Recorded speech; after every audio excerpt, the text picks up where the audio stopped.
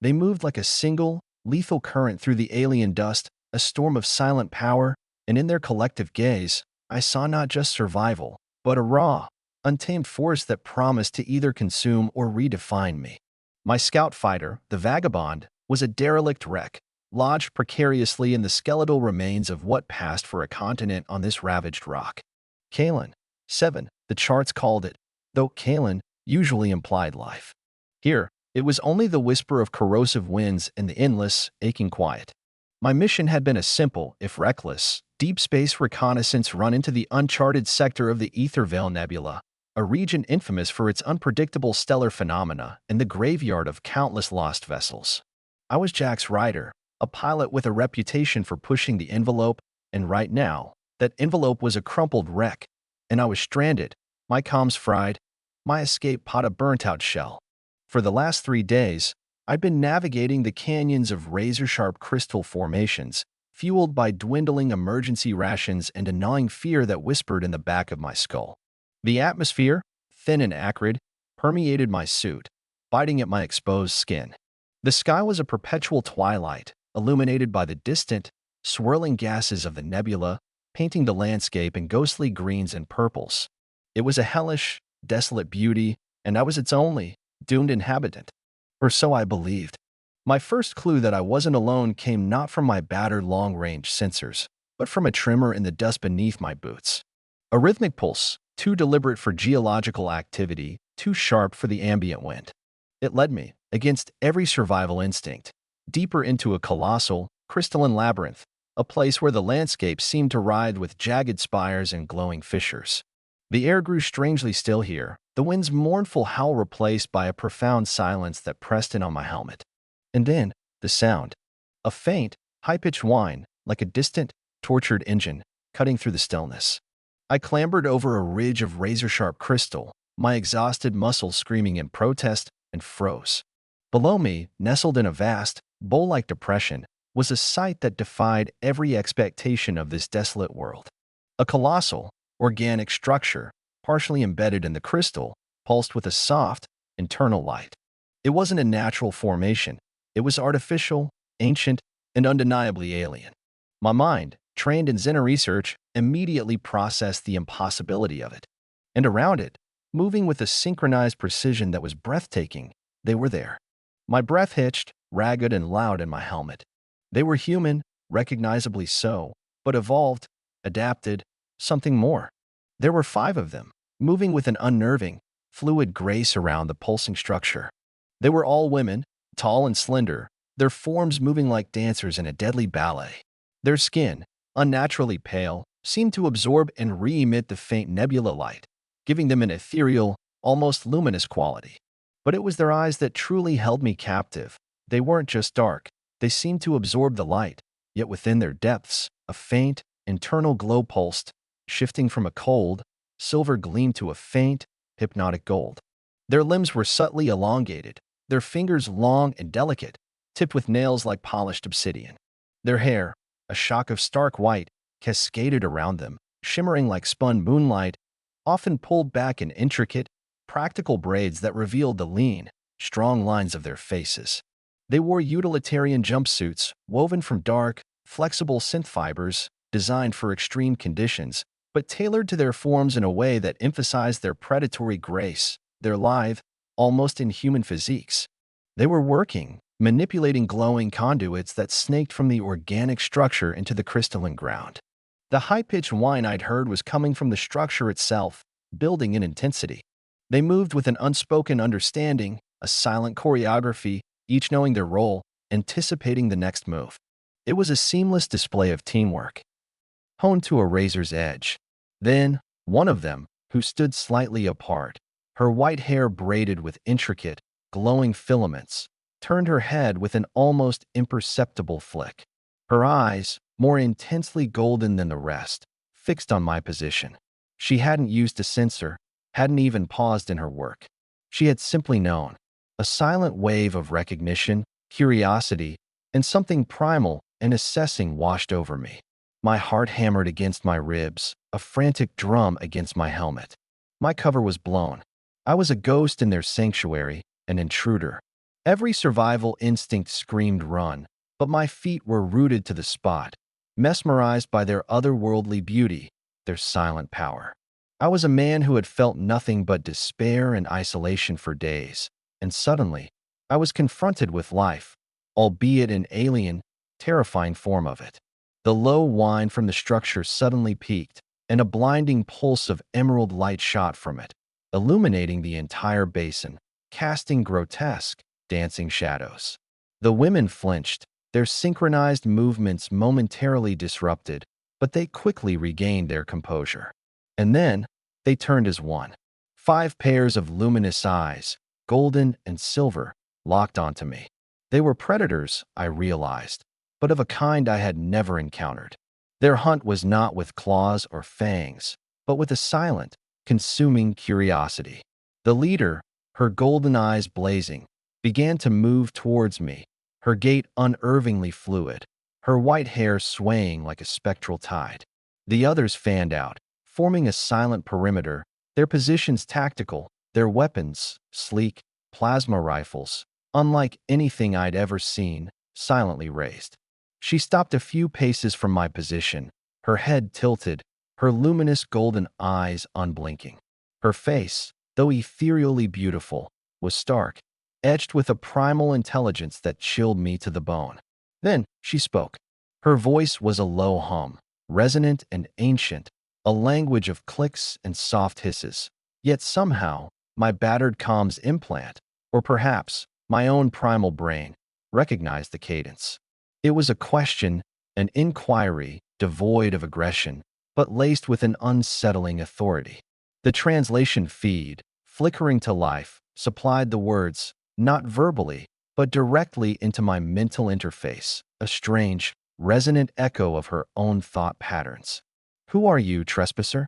The voice was calm, but the undercurrent of power was undeniable. I swallowed, my throat dry. "Jax Rider. Human. Scout pilot." My ship crashed. Her gaze lingered on my tattered suit, my starved frame, a flicker of something that could have been pity or simply dispassionate assessment. A stray. A lost one. From beyond the veil. Yes, I managed, my voice hoarse. I didn't mean to intrude. I was just looking for help. Resources. Her eyes narrowed slightly, the golden glow intensifying. "You have found a place of purpose. But all purposes demand a cost." The other women shifted, their pale forms swaying subtly in the glowing light, their luminous eyes fixed on me. They were a living, breathing part of this alien landscape, predators and protectors, ancient and feral.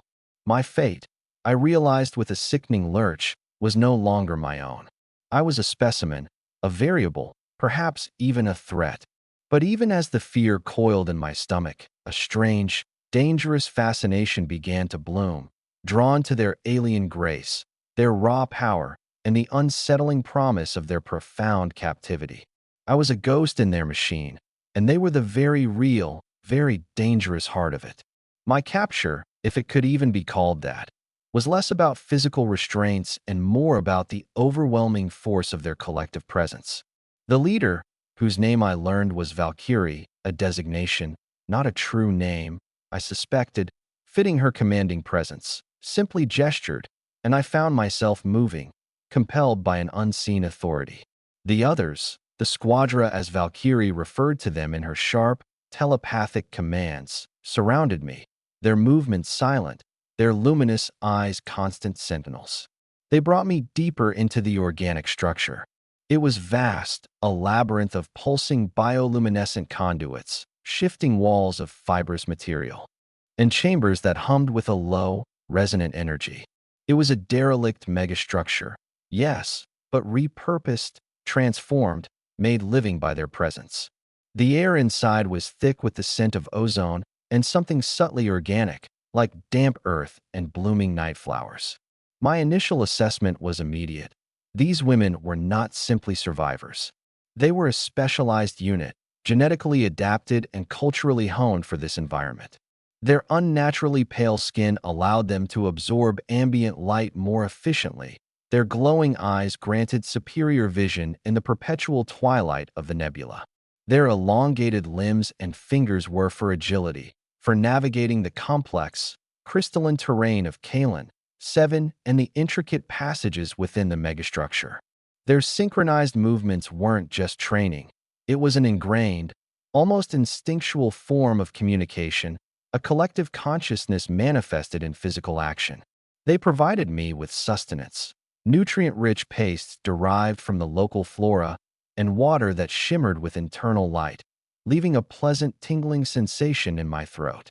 My own comms were confiscated, my survival pack thoroughly examined. I was a curiosity, a variable, perhaps even a resource. My interactions were primarily with Valkyrie, her thought voice a low, resonant hum in my mind, conveying complex ideas and subtle emotions. The other 4 members of the squadron were more reserved, their luminous eyes tracking me with an unnerving precision, their telepathic presences more subtle, often silent observations. There was Fury, the combatant. Her build was leaner, more muscled, her movements explosive, her silver eyes holding a fierce, almost primal intensity. She carried a heavier plasma rifle, and her presence was a constant, almost palpable threat, a silent warning. Then there was Ghost, the tech specialist. Her movements were agile, precise, her golden eyes often focused on the complex systems of the organic structure. She seemed to commune with the ancient alien tech, her fingers dancing over interfaces with impossible speed. And finally, Echo the scout. The most elusive of the 5, her white hair often braided with luminous filaments, her silver eyes distant, constantly scanning the perimeter. She moved like a whisper, blending seamlessly with the alien landscape. I tried to understand their purpose, to glean information, but their responses were always cryptic, their gazes enigmatic. They were focused on their mission, whatever it was, with an unwavering dedication that bordered on fanaticism. My human mind struggled to comprehend their collective consciousness, their seamless unity. Just as I felt the walls of my forced patience beginning to crack, the ground beneath us shuddered. Not the usual ambient groans of the megastructure, but a deep, violent tremor that sent crystalline shards raining from the ceiling. A piercing klaxon, ancient and distorted, blared through the internal comms, shaking the very air. Impact. Ghost's thought voice resonated, sharp and urgent, cutting through the general alarm. External breach. Sector Delta 9. Valkyrie's golden eyes narrowed, her face taut with immediate focus. Squadra. Formation. Fury forward. Echo flank. Ghost, assess structural integrity and potential egress. The women moved as one, a blur of pale forms and shimmering white hair, their weapons snapping into position. Their movements were utterly synchronized, a beautiful, terrifying display of honed combat readiness. I was forgotten, left reeling by the sudden, overwhelming shift from wary observation to high-stakes action. The breach is spreading. Echo's urgent thought voice followed. Energy signatures, multiple hostiles. Not native fauna. Hostiles. I managed to croak, the sound of my own voice alien in the cacophony of alarms. Valkyrie spared me a fleeting glance, her golden eyes piercing. Something has followed you, pilot. A disturbance. A hunter. My blood ran cold. Me? Had my crashed vagabond drawn something to this sector? Something deadly? Suddenly, a section of the wall near us ruptured, tearing inwards with a shriek of tortured metal and fibrous material. A creature, impossibly fast and monstrously chitinous, slammed into the chamber, its segmented body shimmering with an oily blackness, its multiple limbs ending in razor-sharp talons. Its head, a grotesque maw of jagged teeth, turned, its many eyes glowing with a malevolent red light. It was an apex predator, a void beast, something from the deepest, darkest corners of the Ethervale Nebula, attracted by the energy signature of the organic megastructure, or perhaps my own life force. Engage, Valkyrie commanded, her voice cutting through the mental static. The squadron launched into action, a blur of lethal grace. Fury was a whirlwind of precision, her plasma rifle spitting incandescent bolts that seared into the creature's chitinous hide. Ghost, moving with impossible speed, rerouted power to localized energy shields, deflecting the creature's furious counterattacks. Echo, A silent wraith darted through the labyrinthine conduits, planting sticky charges that detonated with blinding flashes, disorienting the beast. They were a symphony of coordinated destruction, each a vital note in their deadly composition. I, a seasoned pilot accustomed to dogfights and atmosphere, was a bewildered spectator. My sidearm, a standard-issue blaster, felt like a toy in my hand.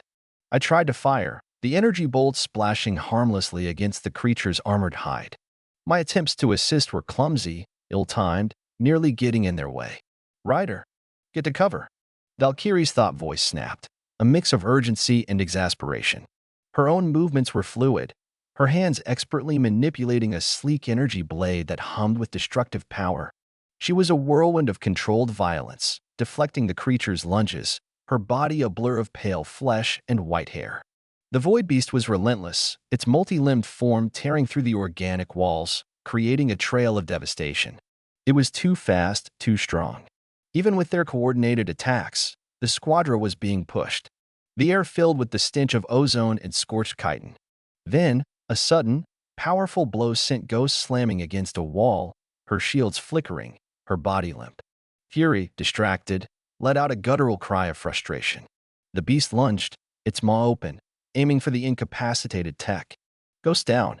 Cover her." Echo's voice was raw with urgency. Without thinking, driven by an instinct beyond self-preservation, I reacted. I saw a loose conduit, sparking dangerously. It was a long shot, a desperate gamble. I grabbed a detached length of heavy plating, my muscles screaming, and swung it with all my might, aiming for the beast's exposed flank. It connected with a sickening crunch. The creature roared, a sound of pure agony, its segmented body recoiling, its attention momentarily diverted from Ghost. Valkyrie seized the opening. Her energy blade flared, and she lunged, a single, decisive strike that pierced the creature's vulnerable underbelly. The beast spasmed, a final, chilling shriek tearing through the air, and then collapsed, its black hide smoking, its many eyes dimming. Silence. Heavy, suffocating silence.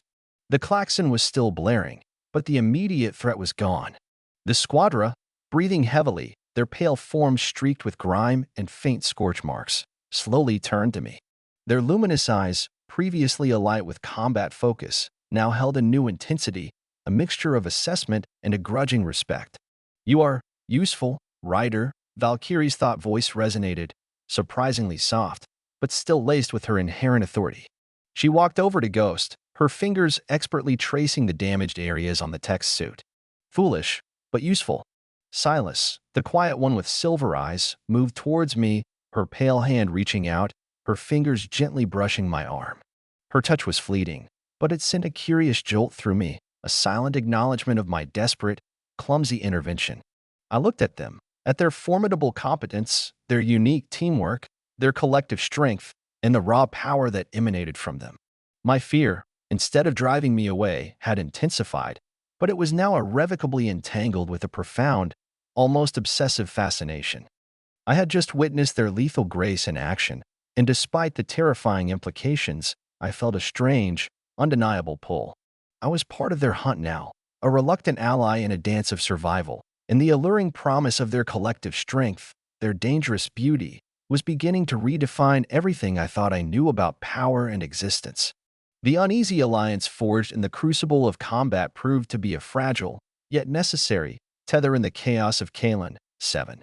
The immediate threat of the Void Beast was neutralized, but the breach it had caused in the megastructure remained. The alarms continued to blare intermittently, a constant reminder of our precarious situation. The air, thick with the scent of ozone and the scorched remains of the creature, was slowly being purified by the structure's automated systems, but a pervasive chill lingered. Valkyrie, ever the pragmatist, acknowledged my contribution with a terse, telepathic command. "You are less of a liability than anticipated, Ryder. For now, your knowledge of general starship systems may prove expedient." "Expedient?" I scoffed, my voice rough. "You mean I'm useful?" "For now." Her golden eyes, luminous in the dim, emergency lighting, held my gaze. "Precisely. Your survival is now linked to ours. For as long as you remain expedient." The terms were clear, devoid of sentiment, yet there was a subtle undercurrent of something else, a grudging acceptance, perhaps, or a strategic reassessment. Ghost, the tech specialist, was quickly brought back online. Her internal systems ran diagnostics with silent efficiency, and she immediately began patching into the damaged structural integrity controls. Her movements were precise, almost mechanical, yet there was an undeniable artistry in the way her elongated fingers danced across the holographic interfaces. Our task was clear: stabilize the breach, prevent further atmospheric degradation, and secure the section from any more unwanted visitors. It was a monumental undertaking, and I was, for the first time, a full, if temporary, participant in the squadron's operations. My presence in their inner circle, however brief, allowed me to observe their unique group dynamics more closely. They operated with a seamless efficiency that spoke of years, perhaps generations, of shared purpose. Their communication was a complex ballet of telepathic commands, subtle hand gestures, and a fluid, almost instinctual synchronized movement. Valkyrie's thought voice was the dominant current, her directives clear and absolute. Fury, the combatant, responded with immediate, decisive action. Ghost, the tech, provided rapid solutions and tactical information. Echo, the scout, was their eyes and ears, a silent sentinel constantly assessing the environment. They were less a team and more a single, multifaceted organism, each part perfectly attuned to the others. Working alongside them, I felt constantly outmatched, yet strangely invigorated. My own knowledge of interstellar engineering, honed over years of solo voyages, was broad, but their specific mastery of this ancient, organic technology was profound. I could diagnose a failing conduit, but Ghost could practically feel the resonance of the structure's failing energy flow. I could navigate a star chart, but Echo could anticipate every shift in the nebula's unpredictable currents, every hidden passage in the crystalline landscape. During a complex sequence of rerouting power to the emergency atmospheric scrubbers, I found myself in a tight, unlit access tunnel with Fury. The air was thick with the scent of raw energy and dust, and the only light came from the intermittent flashes of failing systems. We were side by side, our bodies brushing as we navigated the cramped space. Her combat suit, though utilitarian, clung to her lithe form, emphasizing the taut muscles beneath. Her movements were economical, powerful, a controlled tension even in a confined space. "Watch your flank, pilot," she grunted, her thought voice rough, devoid of the usual melodic quality of the others. Her silver eyes, glowing faintly in the gloom, flickered to me, assessing, warning. "I'm trying," I retorted, my voice a little breathless as I squeezed past a corroded pipe. The confined proximity, the shared danger, created an intense, almost palpable charge between us. Her presence was formidable, intimidating, yet undeniably alluring. The sheer physical prowess she radiated, the raw, untamed force I had glimpsed in combat, was a powerful draw, a dangerous magnet to my own primal instincts. My internal monologues became a constant commentary on their efficiency. How do they do that? That simultaneous shield deployment? The predictive combat moves? It's not just training. It's something else. The more I witnessed their formidable competence, the deeper my admiration grew, and with it, a creeping, unsettling sense of my own inadequacy. But also, a perverse attraction to their collective strength, a dangerous fascination with the sheer power they wielded. Valkyrie often sought me out during brief respites. We would sit in the dimly lit command module, a space repurposed from the megastructure's original control center, its ancient consoles now interfaced with their organic technology. She would observe me, her golden eyes unblinking, as I worked on my battered comms unit, desperately trying to send a signal. "Your efforts are futile, Ryder," her thought voice would resonate, devoid of malice, simply stating a fact. "The ether veil consumes all external signals. It is a shroud. A man has to try," I'd counter, my voice a little defensive. "A man must adapt, or perish." Her gaze was unwavering, assessing. "Your species clings to old methods, old comforts. We have shed them. We have evolved." The starkness of her words was unsettling, yet I couldn't deny the truth of it. They had evolved. They were perfectly suited to this hostile, decaying environment. And their adaptations were not just physical, they were cultural, psychological. Their collective consciousness, their unwavering focus on survival and mission, was a testament to their genetic and social engineering. One evening, after successfully re-establishing a critical structural dampener, a feat of complex rerouting that Ghost expertly orchestrated. Valkyrie permitted me to join them in a communal meal in a small, glowing cavern they used as a resting area. The air was warm, scented with the unique aroma of their cultivated flora. They sat cross-legged around a bioluminescent pool, their pale faces illuminated by its soft glow. They ate their nutrient paste in a rhythmic, almost silent communion, occasionally sharing brief, telepathic exchanges. Valkyrie's golden eyes met mine across the pool. "You assisted in a critical repair, Ryder. Your contribution was noted." "Just doing my part," I murmured, feeling strangely self-conscious under their collective gaze. "You are different from the others." Echo's soft thought voice resonated, surprising me. Her silver eyes, usually distant, held a rare, focused intensity. More erratic, but also resilient. My heart gave a strange lurch. They observed everything, even my internal struggles. The intimacy of their telepathic presence was unnerving, yet compelling. It was a profound connection that bypassed words, stripping away all pretense. As they worked together, the tension within the squadra itself would sometimes manifest. It wasn't overt conflict, but a subtle clash of wills, often between Valkyrie's strategic directives and Fury's more aggressive instincts.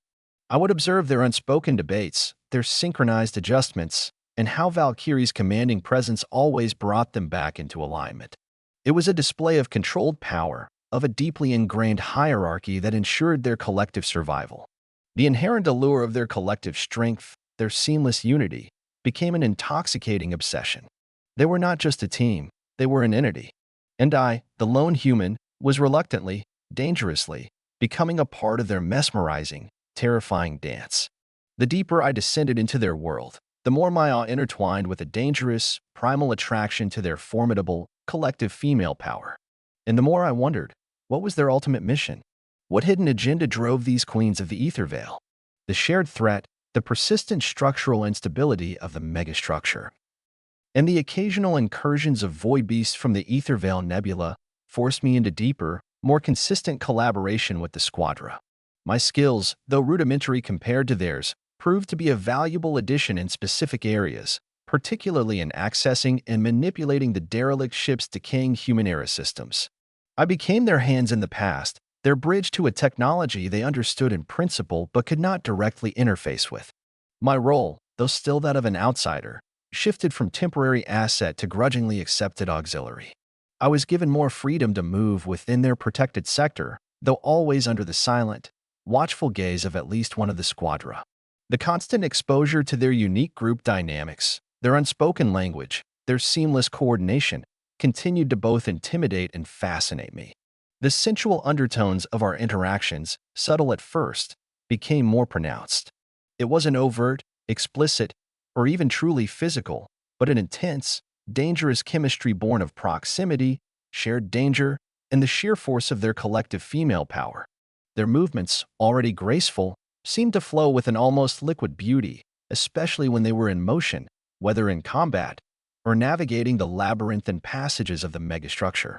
Their unnaturally pale skin, luminous in the dim, internal light, often brushed against mine in tight corridors, sending a jolt through me that had nothing to do with static.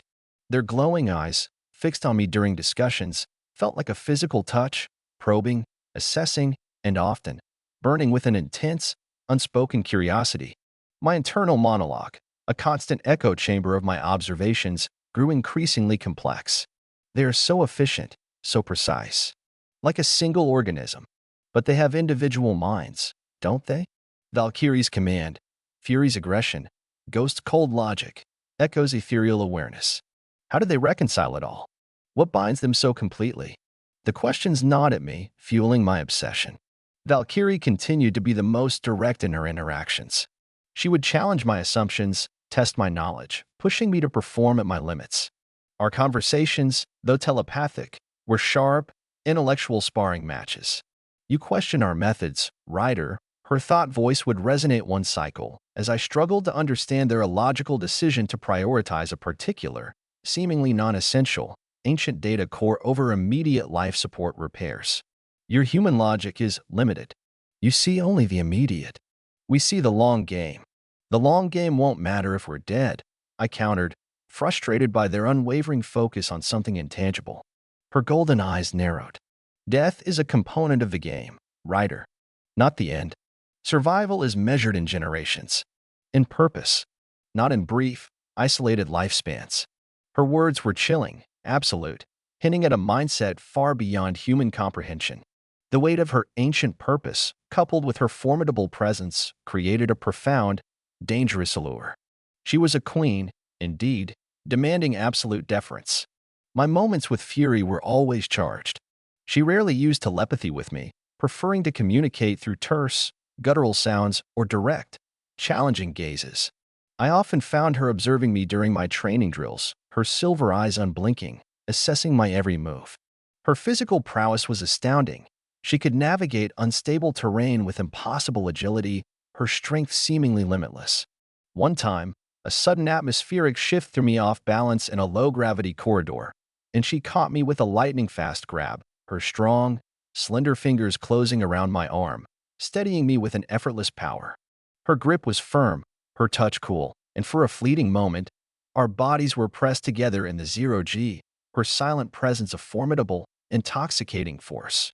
The raw, untamed power she embodied was alluring in a primal, unsettling way. Ghost, the tech specialist, was a different kind of fascination. Her brilliance was undeniable. She could interface with any system, human or alien, with an almost supernatural ease. I watched her, mesmerized, as her elongated fingers danced across holographic interfaces, manipulating complex energy matrices with a grace that was both beautiful and terrifying. She was often immersed in the megastructure's deeper systems, and I would find myself drawn to her work, offering what little human knowledge I had, sometimes just observing in silence. Her mind was a fortress of logic, but there were moments, rare flashes in her golden eyes, that hinted at a vast, inner world, a mind so complex it bordered on the ethereal. The allure of pure intellect, of mastery over the complex dance of technology, was a potent draw. Echo, the scout, remained the most enigmatic. She was a whisper in the shadows, a fleeting presence. Her movements were silent, her silver eyes often distant, as if she were constantly perceiving dimensions beyond my understanding. She rarely engaged in direct conversation, but her telepathic presence was a soft, almost empathetic current, a subtle awareness of my emotional state. Sometimes, she would simply appear beside me, a silent guardian, and lead me through a particularly treacherous passage, her fluid movements guiding mine. Her quiet, almost ethereal presence, coupled with her uncanny ability to anticipate danger, made her an object of profound, mysterious fascination. The most unsettling thing was the constant feeling that she was not just observing the environment, but observing me, my thoughts, my very soul. The subtle tensions within the squadra itself were also becoming clearer. There were unspoken disagreements, a different approach to their mission between Valkyrie and Echo, perhaps. While Valkyrie was direct and commanding, Echo's approach seemed to be more about subtle guidance, about listening to the nuances of the megastructure itself. They would often communicate in silent, almost imperceptible shifts in body language, a subtle telepathic exchange that flowed beneath my awareness. I was a witness to their internal world, a fascinating, complex web of power and purpose. The environment itself was a constant, active threat, reinforcing our forced alliance. We faced sudden atmospheric shifts that threatened to rip us apart, localized gravitational anomalies that sent us spinning, and the terrifying emergence of new, adapted void beasts. Spawned from the nebula's volatile energies and drawn to the megastructure's ancient power. Each encounter solidified my grudging respect for their formidable competence and deepened the dangerous allure of their collective strength. I was becoming an extension of their will, a part of their hunt, my survival inexplicably tied to their success. And the more I became intertwined with their existence, the more desperately I needed to know, what was their ultimate purpose? What secret did this squadra of Valkyries truly guard in the heart of this decaying megastructure? The constant cycle of survival and repair, coupled with the deepening, almost obsessive, fascination with the squadra's power and their enigmatic purpose, had warped my sense of time. Days blurred into a seamless continuum of danger, teamwork, and the insidious allure of their collective presence. My internal monologue was no longer just about survival. It was a desperate, analytical attempt to unravel their mystery, to understand what lay beneath their formidable exterior. My place within their dynamic, while still auxiliary, had cemented. I was the bridge to the lost human technologies, the brute force where precision wasn't needed, and perhaps a new perspective they found subtly useful. I found myself anticipating their telepathic commands, reading their unspoken cues, almost becoming a part of their synchronized flow. The distinction between us and them began to blur, replaced by a dangerous, shared identity forged in the crucible of this hostile environment. The sensual undertones became an undeniable current, a pervasive atmosphere that permeated our every interaction. It wasn't about explicit touch or overt gestures, but about the profound intimacy of shared danger, the intoxicating presence of their collective strength, and the raw, untamed grace of their movements. Their luminous eyes, fixed on me during a tense maneuver, or resting on me during a brief respite, held a depth that transcended species, a powerful, unspoken connection that vibrated through my very being. The brush of their pale skin in a cramped tunnel, the synchronized sway of their white hair during a rapid movement, the intensity of their focus. It all contributed to an overwhelming, almost primal attraction that defied logic and reason. Valkyrie, in particular, exerted a magnetic pull. Her leadership was absolute, her decisions swift and unwavering, even in the face of impossible odds. She was the embodiment of their collective power, and interacting with her was always a high-stakes psychological dance. "You seek answers, Ryder," she observed one cycle, her golden eyes piercing, as we monitored a deep core energy anomaly. "Your curiosity is persistent. Like a virus. A virus usually has a cure," I retorted, a spark of defiance. "I just want to understand. What are you guarding? What is this whole structure for?" Her lips, pale and thin, barely curved. "Understanding is a path, not a destination, and some paths lead to difficult truths." Her gaze intensified, the golden glow in her eyes deepening. "Are you prepared for a truth that may shatter your perception of reality? Your very purpose?" Her words sent a chill down my spine. This wasn't just about their mission, it was about me. My purpose, my reality. The unsettling hint only deepened my obsession. My interactions with Fury, the combatant, often involved tense, shared moments during skirmishes with the Void Beasts. She was direct, brutal, efficient, her plasma rifle an extension of her formidable will. One time, a particularly aggressive Void Beast pinned me against a vibrating conduit. Fury, without a word, slammed into the creature with a feral roar, her body a blur of power, ripping it away from me with impossible strength.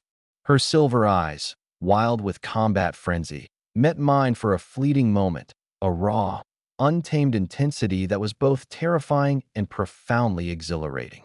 She was pure, lethal force, and being in her proximity, feeling the dangerous charge she radiated, was a potent, almost overwhelming allure. Ghost, the tech specialist, was slowly revealing a different side of her intelligence. During long hours in the compromised control nexus, as I fed her data from old human protocols, she would sometimes respond with cryptic observations about the nature of data, of consciousness, of the very fabric of the megastructure. Her golden eyes would often fix on a distant, internal readout, and her thought voice would carry a faint, almost melodic hum. She was not just interpreting data, she was conversing with the ancient, dying systems of the megastructure, a seamless interface between mind and machine. Her brilliance was captivating, a profound allure of pure intellect. Echo, the scout, remained the most ethereal. She was a silent, watchful presence, often observing me from the periphery. Her silver eyes, luminous and distant, seemed to hold a vast, unknowable depth. She communicated rarely, but when she did, her telepathic presence was a soft, almost melancholic current, carrying an unspoken understanding of my isolation, my desperate longing for connection.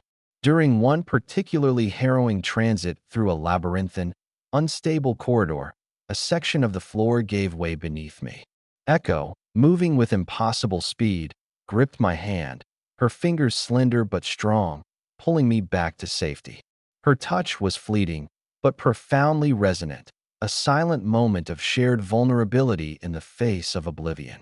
Her enigmatic allure was an ever-present mystery, drawing me deeper into the unspoken depths of their collective consciousness. The internal conflicts within the squadra, while subtle, were becoming more discernible to my sharpened senses. There was a fundamental philosophical difference, a tension between Valkyrie's absolute focus on the mission objective and Echo's more holistic, almost reverent approach to the ancient megastructure itself. Echo seemed to believe the structure was more than just a tool. It was a living entity, demanding a different kind of respect. These unspoken disagreements would manifest in subtle shifts in their synchronized movements, a faint discord in their telepathic resonance, a momentary pause in their otherwise flawless teamwork.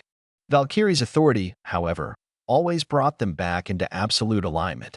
My curiosity became an unquenchable thirst. What was their mission? What drove them with such single-minded devotion across generations? This megastructure, this Titan cradle as I now called it in my mind, was far more than a derelict. It hummed with a hidden purpose, and the squadra were its living embodiment. One cycle, after we had barely survived a sudden, localized atmospheric decompression in a remote sector, Valkyrie led me to a previously sealed chamber deep within the Titan cradle. The air here was strangely pure, devoid of the usual metallic tang, and illuminated by a soft, warm, almost golden light emanating from an unseen source. The chamber was cavernous, its walls adorned with intricate, pulsing patterns of alien circuitry, unlike anything I had ever seen. In the very center of the chamber, suspended in a field of shimmering energy, floated an object. It was colossal, perfectly spherical, and pulsed with a faint, internal golden glow. Its surface was impossibly smooth, made of a material that seemed to absorb and reflect light simultaneously. It was ancient, pristine, and radiated an immense, silent power. "This is it, Rider," Valkyrie's thought voice resonated, a rare note of reverence in her tone. "The heart of the Titan cradle. Our purpose. Our destiny." My breath hitched. What? What is it?" I whispered, awestruck. "It is a world seed," Lyra communicated, her voice gaining a profound gravity. "A terraforming device. But more. A consciousness. A key to unlocking the true potential of this nebular sector." My mind reeled. A world seed? Here? In a derelict megastructure in the most volatile region of known space? It was an impossible, terrifying prospect. It was created by the ancients, Ghost's thought voice chimed in, surprisingly verbose, her mental presence crackling with intellectual excitement. A pre-galactic civilization that predated most known sentient life. They seeded worlds. They engineered ecosystems. And they built this megastructure, this Titan cradle, to nurture and protect it. But the seed, it was damaged, Echo's softer thought voice added, a faint melancholy in her tone. A fundamental flaw. Its energy matrix fragmented. It could not initiate the terraforming sequence without destroying the nascent life it sought to create. It became unstable. Valkyrie stepped forward, her pale hand reaching towards the pulsing sphere, but not touching it. "Our lineage, Rider. The Squadra. We are not merely evolved survivors. We are designated custodians, genetically engineered across generations to exist within this structure, to protect the seed, and to find a way to stabilize its energy matrix, to complete the ancients' work." My blood ran cold. Genetically engineered. Designated custodians. Their true origins. Their unwavering purpose. It explained everything. Their uniform competence, their enhancements, their collective mindset. They were living protocols, bred for a single, colossal task across millennia.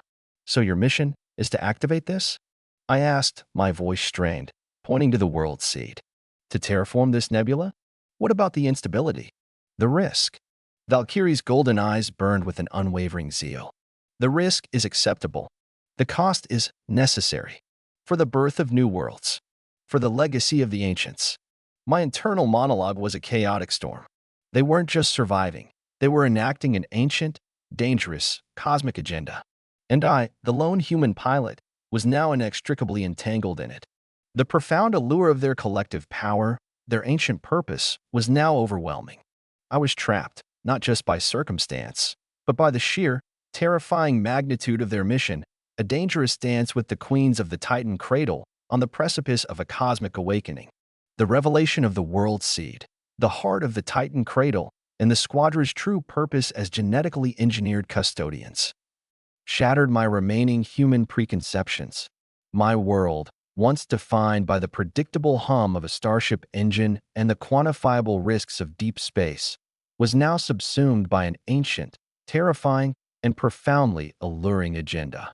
My internal monologue became a constant, desperate analysis, a world seed, a conscious terraforming device, and they are bred to activate it.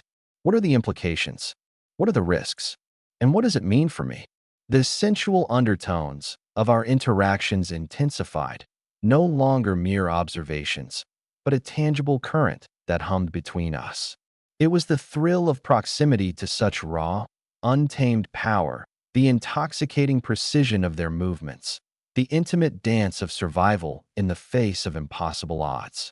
Their luminous eyes, fixed on me with an unspoken intensity, seemed to strip away my defenses, revealing the primal fear and the dangerous, almost carnal fascination that now consumed me. The brush of their pale skin, the synchronized sway of their white hair, the collective force of their presence. It was an overwhelming assault on my senses, a profound allure that defied all logic. Valkyrie, the leader, stood before the pulsating world seed, her pale form radiating a messianic zeal. Her golden eyes blazed with a fierce conviction. The time is near, Rider. The nebular alignment. The window for activation. But the instability. I pressed, my voice hoarse, still trying to grasp the enormity of it. Echo said it was flawed. It could destroy the nascent life it creates. Could it destroy the entire nebula? Valkyrie's gaze remained unwavering. The Ancient's design was perfect. The flaw is in the fragmentation of its core energy matrix. We have dedicated generations to finding the precise resonance, the key to its reunification. She paused, her eyes sweeping over me, a chilling assessment. And you, Ryder, may be that key. My blood ran cold. Me? What possible role could I, a mere human, play in the activation of an ancient alien terraforming device? Your life force, Ryder. Your unique biometrics. Your consciousness. Ghost's thought voice chimed in, its usual logical precision tinged with a new, unsettling excitement. The data suggests your specific energy signature may be the harmonizing frequency needed to reintegrate the fragmented matrix. A conduit. A catalyst. The implications crashed over me. I was not just a witness. I was a component. A tool. A sacrifice.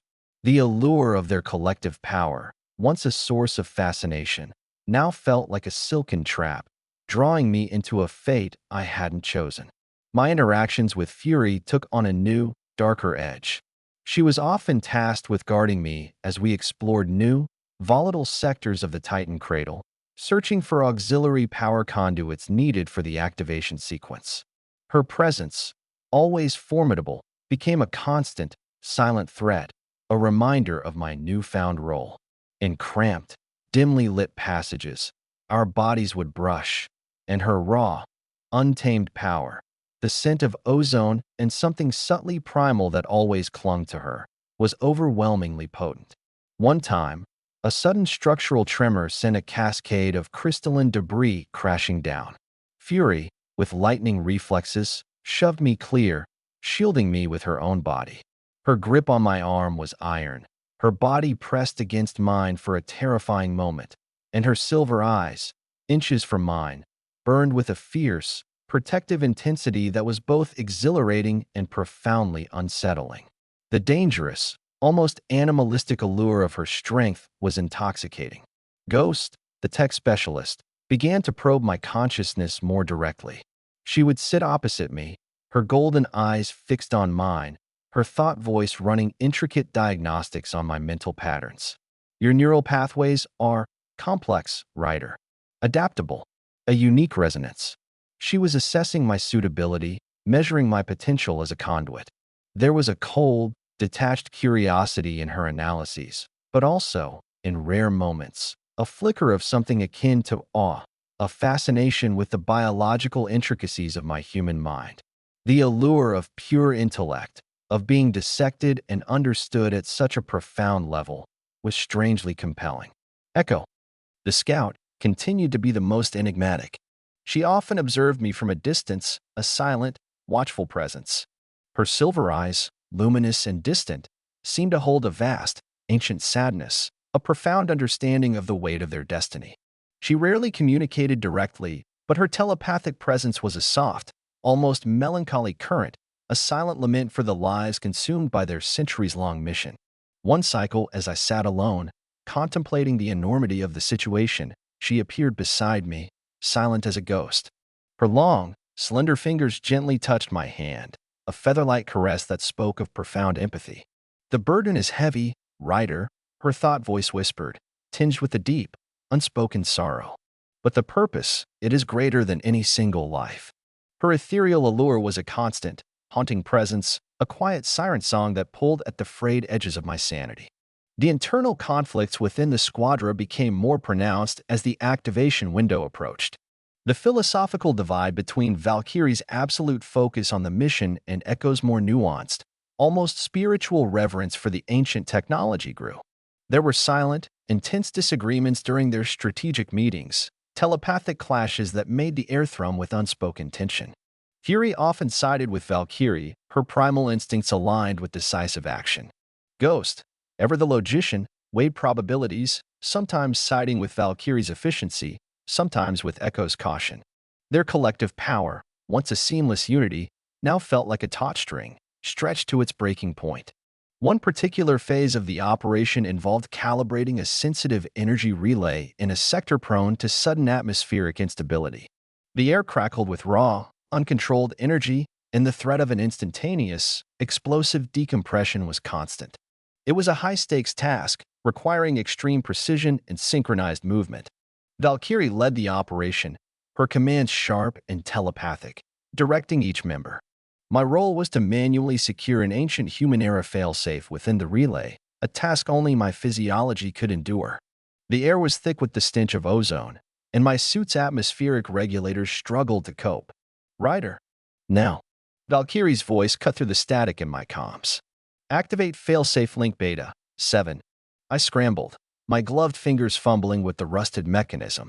A sudden, violent surge of energy tore through the relay, sparking wildly. The lights flickered, plunged into darkness. A terrifying roar filled my helmet as the structure shuddered, threatening to tear itself apart. Atmospheric integrity compromised. Ghost's voice blared, laced with alarm. Rapid decompression in 5-4. Panic seized me. I was too slow. We were going to be vaporized. Then, a blur of motion. Fury slammed into me, knocking me clear of a collapsing conduit. Her body, lithe and strong, pressed against mine as she shielded me from falling debris. Echo, a silent wraith, appeared seemingly out of nowhere, her long fingers expertly sealing a critical breach with an emergency patch. Valkyrie, her face a mask of fierce concentration, channeled her own energy into the damaged relay, her golden eyes glowing with an almost blinding intensity, forcing the failsafe to respond. The decompression halted. The roar subsided to a low groan. My breath came in ragged gasps, my heart hammering against my ribs. I was pressed against Fury's lithe form, her scent, a mix of ozone and something primal, filling my nostrils. Her silver eyes, wide with the lingering intensity of combat, met mine, inches away. In that moment, surrounded by the remnants of destruction, I felt an almost unbearable intimacy, a profound connection born of shared terror and the terrifying, exhilarating reality of her raw power. It was a sensual experience, a dangerous thrill that permeated my very being. Valkyrie, breathing heavily, turned to me, her golden eyes blazing. "Your contribution, Ryder, is undeniable. The Mother is demanding its due." Her voice was no longer just authoritative. It held a new, chilling conviction. "The time has come. For the final activation. For your sacrifice. For the rebirth of worlds." The words hung in the air, cold, absolute. My purpose was clear. My sacrifice. The terrifying allure of their collective power, their ancient mission, had culminated in this. I was on the precipice of a cosmic awakening, a willing participant in my own, profound transformation. There was no escape. Only the terrifying, intoxicating dance with the queens of the Titan cradle and the inevitable, final embrace of the world seed. The chamber where the world seed pulsed was now the very heart of the Titan cradle, thrumming with an energy that vibrated through every molecule of my being. The golden light emanating from the colossal sphere intensified, casting blinding, dancing shadows that stretched across the cavernous space. The low hum of the megastructure, the mother's song, was a deafening roar, a primal symphony of awakening. The air, thick with ozone and the scent of ancient energy, crackled with raw power.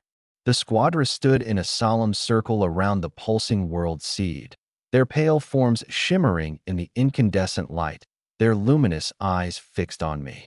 Their expressions were a complex tapestry of anticipation, reverence, and a grim determination. Their white hair seemed to float, alive with the ambient energy. Valkyrie stood directly before the world seed, her figure radiating an almost divine authority. Her golden eyes burned with an almost feverish zeal, her face taut with absolute focus. The alignment is precise. Rider, her thought voice boomed in my mind, overriding all other thoughts, demanding full attention. The window is brief. Your life force will be the harmonizing frequency, the catalyst. My heart hammered against my ribs, a frantic drum against the encroaching climax. Fear, primal and cold, still coiled in my gut, but it was now irrevocably entwined with a profound, almost spiritual surrender. The allure of their collective power, their ancient purpose, had consumed me, leaving only a dangerous, exhilarating resolve. Fury stood to my left, her silver eyes fixed on my face, a silent, watchful presence. Her hand, strong and slender, rested lightly on my arm, a touch that was both grounding and subtly possessive. Ghost stood to my right, her golden eyes already analyzing the subtle energy shifts within my aura, her mind a fortress of calculations. Echo, ever the wraith, was a silent sentinel at the periphery, her silver eyes distant, yet deeply sorrowful, her presence a faint, empathetic current. Your existence, Rider, will become part of a grander design. Valkyrie's thought voice resonated, filled with a profound solemnity. You will transcend. You will awaken worlds. My mind, stretched and hammered by weeks of terror, fascination, and the insidious influence of their telepathic communication, was now singularly focused. This was it. The culmination of my desperate survival, my accidental encounter, my unwilling integration. The true meaning of my captivity. What will happen to me? I managed to voice, my human words sounding hollow in the roaring chamber. Valkyrie's gaze was unblinking. Your biological form will dissipate. Your consciousness will integrate. You will become a part of the seed, a guiding intelligence, a consciousness within the cradle itself. Silas's grip on my arm tightened slightly. Her silver eyes, though wide with the communal anticipation, held a private message, a silent plea. Guardian, her thought voice gently resonated, a subtle counterpoint to Valkyrie's dominant presence. Remember, consciousness, purpose. You will not simply be fuel. You will guide. You will see. Valkyrie sensed the internal debate, her golden eyes narrowing. Enough, Squadra. His purpose is absolute. He will provide. But I looked at Valkyrie, her beautiful, severe face etched with power, her golden eyes burning with ancient conviction. And then at Silas, her face filled with that profound, almost hopeful empathy, her silver eyes reflecting a choice, a way to transcend. I saw their allure, not just as physical beauty, but as the dangerous, intoxicating promise of ultimate power, ultimate belonging. I am ready, I stated aloud, my voice firm, resonating with a strange, new resolve. I choose to be a guardian, to merge with purpose, to become a mind within the world seed. Valkyrie's expression shifted, a flicker of surprise, then a strange, complex mixture of grudging respect and renewed determination. She seemed to acknowledge the unexpected strength in my choice. So be it, Rider, she communicated, her thought voice still dominant, but now laced with a different kind of authority, one that recognized my agency. Then let the true confluence begin. She raised her hands, her long, pale fingers gesturing towards the pulsing world seed. A shimmering, ethereal pathway of golden energy materialized, stretching from the sphere directly towards me. It pulsed with an inviting, terrifying light, humming with the very life force of the megastructure. "Step into the heart, rider," Valkyrie commanded, her voice resonating through the chamber. "Offer your essence. Become one with the mother. Become the guide." I looked at Silas. Her eyes held mine, a silent promise, a shared destiny. She was inviting me into a realm beyond human comprehension, a transformation into something alien, but not entirely gone. It was the ultimate surrender, yes, but also the ultimate connection, the ultimate belonging. The dangerous allure of their existence, the magnetic pull of their power, was now leading me not to a simple end, but to a profound, inescapable metamorphosis. With a deep breath, I stepped forward into the shimmering pathway of golden energy. The sensation was beyond anything I had ever experienced. It was not fire, not ice, but a pure, raw energy that simultaneously dissolved and reformed me. My body convulsed, my senses exploded into a kaleidoscope of light and sound. I felt my physical form unraveling, dissolving into pure light, pure energy.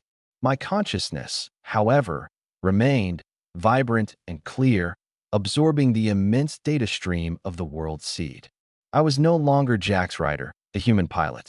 I was a point of awareness, a new neural pathway within the vast, complex, ancient consciousness of the world seed itself.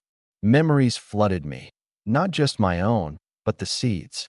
The eons of its dormant slumber, the vision of the ancients, the purpose of its creation, the slow decay of the Titan cradle, the enduring struggle of the squadra. I felt the endless hum of the nebula, the cold vacuum of space, the distant light of galaxies I would never see again. I felt the pulse of the glowing flora on Kalin 7, the rhythmic drip of condensation within the cradle, the silent, collective consciousness of the squadra, who were now, irrevocably, a part of my own being. Valkyrie's consciousness, dominant and commanding, was there, guiding my integration, helping me navigate the endless streams of data within the seed. Silas's consciousness, softer, more empathetic, was there too, a comforting presence, anchoring my human essence within the vastness of the world seed's mind. I felt their joy at the resurgence of the seed's energy, their relief as the mother's hum deepened, revitalized. I was everywhere and nowhere. I was the world seed. I was Valkyrie. I was Silas. I was Fury, Ghost, and Echo. I was the ancient pulse of the Titan cradle, a sentient, expanded consciousness. The intense merging slowly subsided, leaving me different. I no longer had a physical body, but I was aware of my individual consciousness, intertwined, yet distinct, within the seed's neural network. I was a guardian, a new mind within the world seed, a conscious anchor for the squadra. My isolation was gone, replaced by an incomprehensible, terrifying, yet profoundly fulfilling connection. I could still perceive the external world through the seed's vastly expanded sensors, through the eyes of the squadra. I saw them, Valkyrie and Silas and their kin, standing before the revitalized world seed, their pale forms glowing, their luminous eyes filled with a triumphant awe. They were no longer just beautiful, formidable women. They were extensions of my new, vast self, living protocols of the world seed I now co-inhabited. My human life, my desperate search for survival, seemed like a distant echo, a faded memory. I was transformed irrevocably. The Titan cradle was no longer a derelict, but a living, breathing entity, with me as a new, conscious part of its ancient heart. The queens, with their dark allure and ambiguous intentions, had not just captured me. They had absorbed me, transformed me, and in doing so, had given me a terrifying, profound purpose. The silence of the void was gone, replaced by the endless, intricate song of the world seed, a song I was now irrevocably a part of, forever changed by the ultimate embrace of the derelict queens. My journey as Jack's rider was over, and my new, unimaginable existence had just begun. I was the guardian, the world's seed, forever intertwined with the Ether Veil Nebula and the formidable, beautiful squadra that served its ancient, terrifying purpose.